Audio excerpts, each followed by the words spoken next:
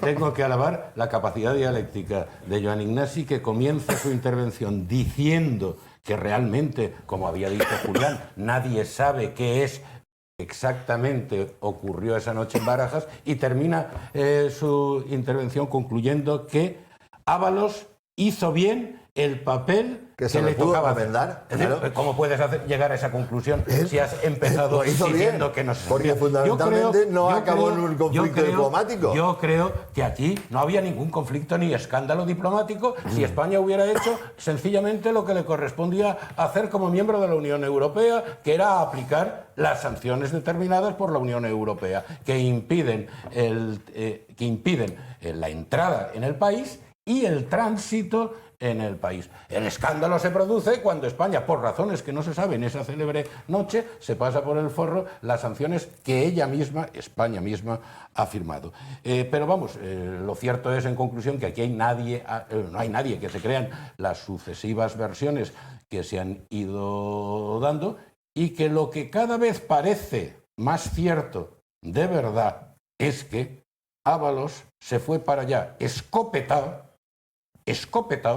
y hasta en su propio coche, para impedir que la policía hiciera lo que le correspondía hacer a la policía, que era, una vez identificados los pasajeros del avión que acababa de tomar tierra, proceder a la detención de esta señora y a su expulsión de España en cumplimiento. Esa es la realidad. Y al final decía, en términos sarcásticos, Ignasi, que los españoles no dormirán esta noche por lo que ocurrió en Barajas. No, mira, yo lo que creo que hace tiempo que empiezan a no dormir por el asunto Venezuela son algunos con nombres y apellidos. Porque claro, ahora la clave está en Bolivia. Y la clave en Bolivia cambia muchas cosas. A lo mejor empiezan a no dormir el señor Iglesias, el señor Monedero, el señor Rejón. Yo no sé si a lo mejor de rebote el señor Dalmau, etcétera, etcétera, etcétera. Desde luego el ex juez Garzón, con el espectáculo que dio ayer en manos de la extrema izquierda chilena, agitando las calles. Estos son los que no empiezan a dormir ahora, porque la clave está en Bolivia. Y claro, en este contexto, a lo mejor también empieza a perder el sueño el señor Zapatero, que ahora es el gran padrino de Podemos y el gran padrino de Pedro Sánchez, porque, por ejemplo, según sus propias confesiones, el otro día, el domingo pasado en público, ha viajado en los últimos meses 38 veces a Venezuela.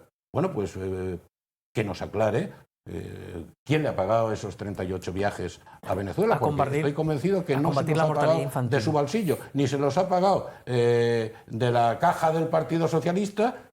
¿Quién le ha pagado esos 38 viajes? ¿Por qué se ha convertido ahora en el gran blanqueador del régimen de Maduro en Europa? La clave está en Bolivia. Y como decían antes, ya que hablábamos de periodistas, pues los periodistas clásicos, sobre este asunto seguiremos informando. Y no te quepa más cosas.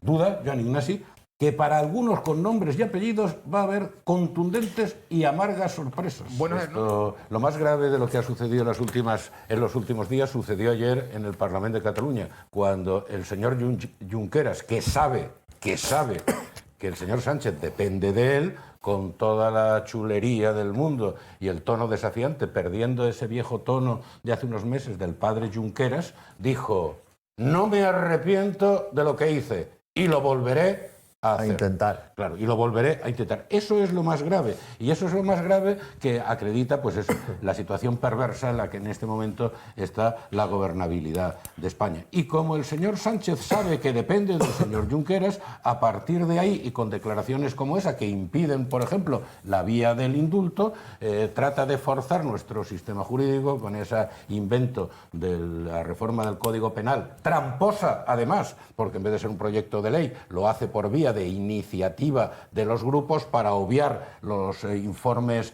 de los organismos del Estado preceptivos, etcétera, etcétera, etcétera. Es decir, es una situación terrible, y es una situación terrible en la que únicamente está tratando de predominar el interés de un grupo muy reducido, de Esquerra Republicana, el señor Sánchez y los añadidos, Podemos y Bildu y alguna compañía, en función o en detrimento del interés general de España. Yo, cuando dice, recuerda a Joan Ignasi, le recuerda a Miguel que el presidente del gobierno es presidente legal, le digo que tiene razón. tiene toda la razón del mundo. Es el presidente legal, pero se le olvida completar a Joan Ignasi la frase. La frase más exacta sería: Pedro Sánchez es el presidente legal de España que estafó a los españoles en la campaña electoral diciéndoles que iba a unas elecciones para no tener que hacer Podemos e independentistas, depender de Podemos e independentistas. Un segundo.